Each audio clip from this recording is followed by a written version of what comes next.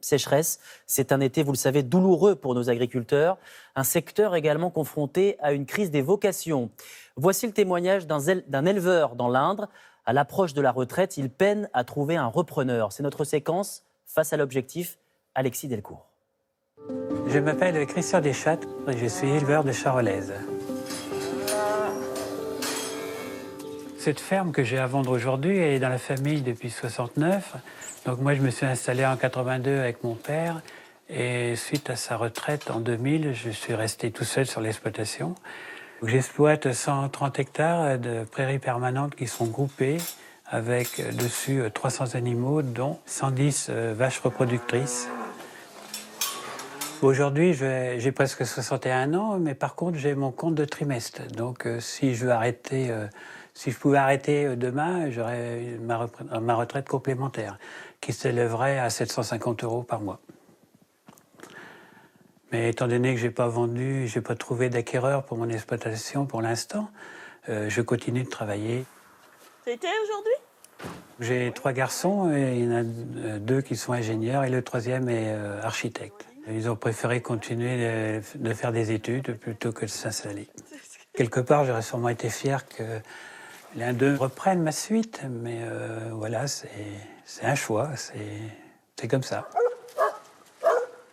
J'ai une référente à la Chambre d'agriculture et donc elle est venue sur place pour référencer les parcelles, les bâtiments, les animaux. Bonjour. Bonjour. Vous allez bien? Ça commence là-bas en haut du chemin. Elles suivent la haie ici. Ça revient derrière et derrière, ils sont tous ensemble jusqu'à la route qui est de l'autre côté. Là, c'est des vaches. C'est les dernières qui vont véler qui sont ici.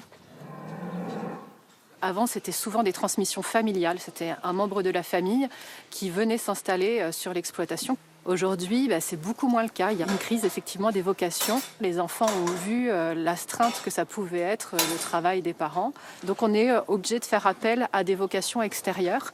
Et donc là, c'est du coup de nouveaux profils qui ne connaissent pas forcément le milieu agricole.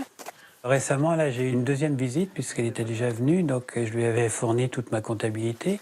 Je suis allé voir mon comptable. Ouais. Malheureusement, par rapport aux chiffres que l'on a vus, la somme à investir est vraiment trop importante par rapport à la marge brute annuelle. C'est la réalité, mais c'est vrai que c'est dur à entendre, quoi.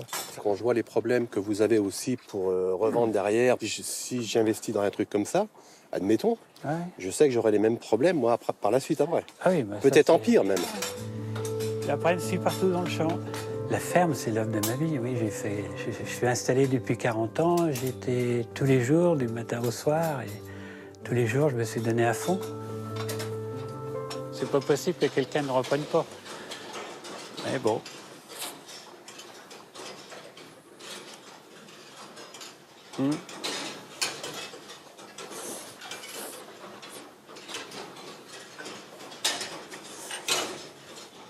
Ça peut pas se terminer comme ça avec tout ce que j'ai fait.